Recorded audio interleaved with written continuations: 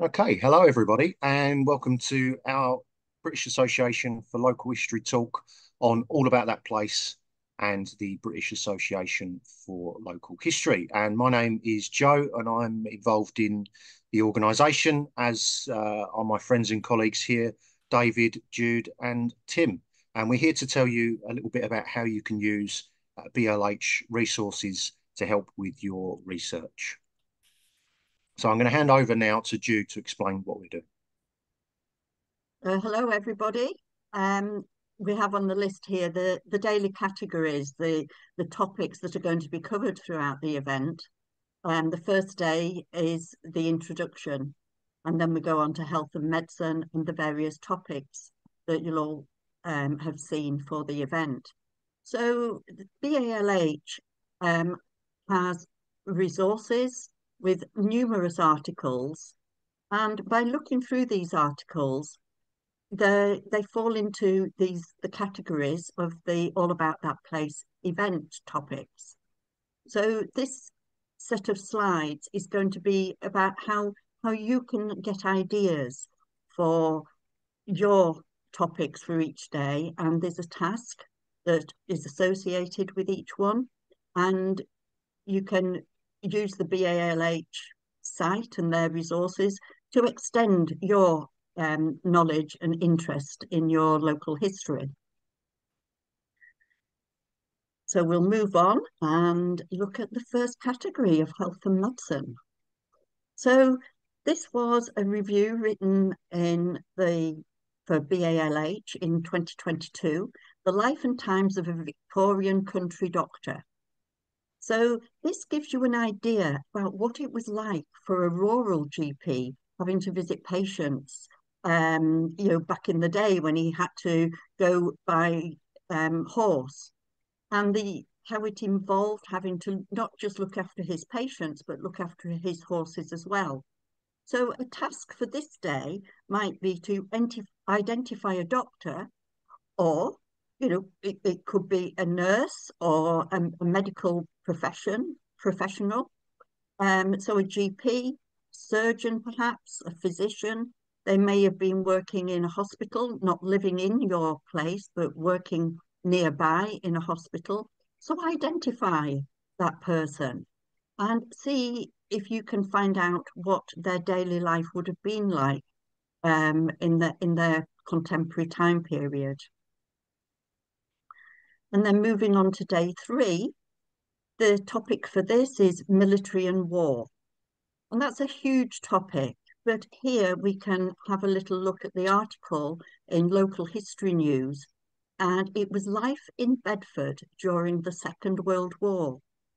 And it has a really interesting slant on life in wartime, looking at a weekend in September, and children, teachers, mothers and young children, all these people who were patients from London hospitals being evacuated to Bedford. So this is a really a large part of wartime, not necessarily people who were fighting in the war, but those people who were left behind and what their lives were particularly like. So, yes, there's evacuees, but you've got all the people who were in reserved occupations. You've got the Home Guard. So, the task for this is, what was life like in your place of interest during World War II? Is there still any evidence, that there were bunkers or shelters? Can you identify the place where the Home Guard had their meetings? And I'm sure there's still people in that place who will have possibly amusing anecdotes of when the Home Guard used to get together and have their meetings. So lots to go at with military and war, but this particular article with BALH focuses on those who were being evacuated. And I'll now hand over to Tim. Hey, thank you for that. So on day four, we have a talk regarding leisure and entertainment, and this one was published in the summer of 2021. It refers to Leckhampton. Oh, I'm sorry, guys, I wasn't quite as prepared as I thought. Would you mind if I started again? Yeah, go for it. Sorry about that. So yeah, do you want So to talk through the task? Yeah. yeah, okay. So on day four, we have leisure and entertainment. And this particular article was published in the summer of 2021. And the task for you regarding this one is to have a look in your local magazines, your local archive, or out and around in the streets where you live, and see if you can identify other activities, leisure pursuits, such as, I don't know, it could be a local cinema or a bowling green or a running club. You'll find there's lots of information about clubs and activities that people could get involved in.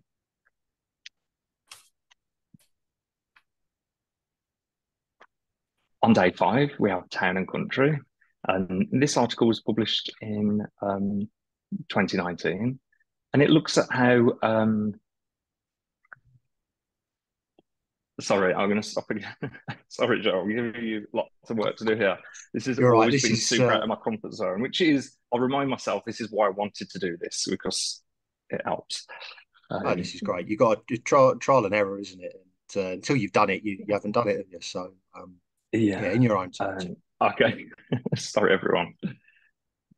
So on day five, we have Town and Country. We'll be looking at an article that was published in 2019, The Front Door to the Past.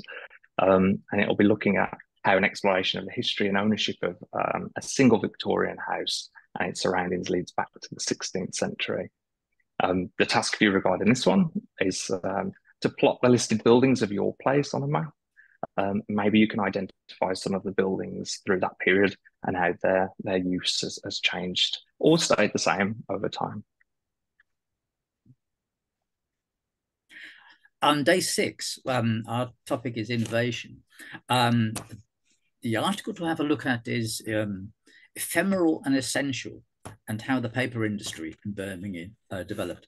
But I expect most people have a vague idea that there were people in the place you're interested in who actually did something important in terms of innovation, inventions, or developed something that was vital for the industry at the time, or was actually something that helped them to achieve things that nowadays we wouldn't even think about.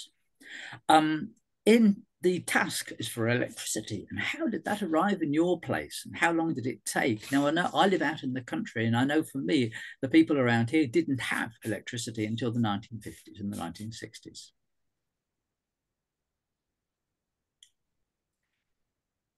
To jump across to day seven now, we have politics and rights, and it links back to the last one because, of course, the people were having to use their local political power to actually get the electricity there in the first place.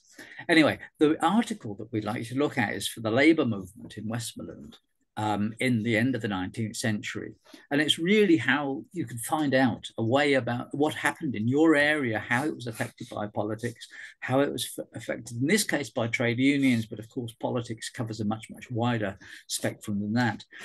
The particular task we'd like to try for is to identify your local MPs. And in some cases, that will mean you'll have to go back a long way. And the political influence of the place. Well, how does your place actually link in? Which constituency are you in, for example, now? And was it in beforehand?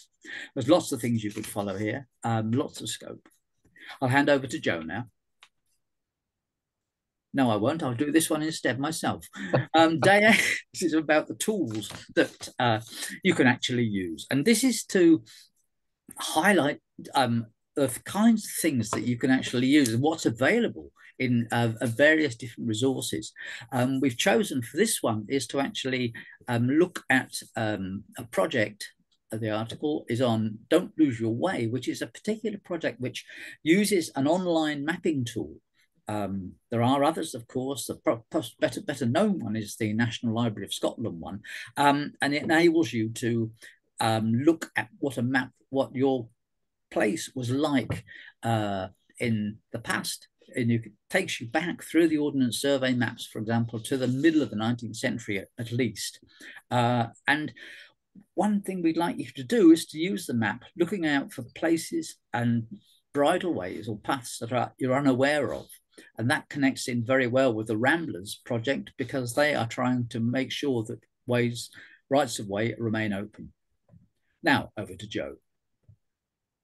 Brilliant, thank you. And on day 9, we've got collections and archives.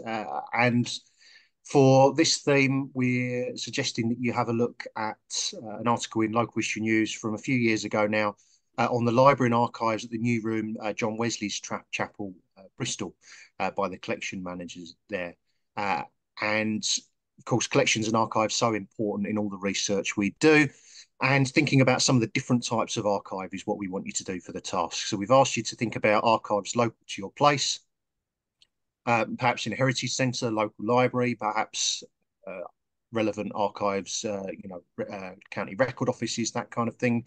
Think where you're going to find some of these collections and documents relevant to the place you're researching, so you can have a think about how you might use those and where you might find them. And then for the last day, sharing your findings. So we want you to think about how you might share your findings with others. Hopefully you've been inspired by the fantastic All About That Place event to go away and do some research, but also share your findings to help and inspire others. And we at BLH think this is really important. And we've got lots of ways that you can carry on sharing all of your research. So we have our articles and our journals, as you've seen us talk about over the last couple of minutes, but we also have online resources as well. And we're always keen to hear from you about ideas for blog posts, 10-minute talks as well. So our contact information is there below. So please get in touch with us if you'd like to share some of your research. Lovely. Thanks for listening, everyone.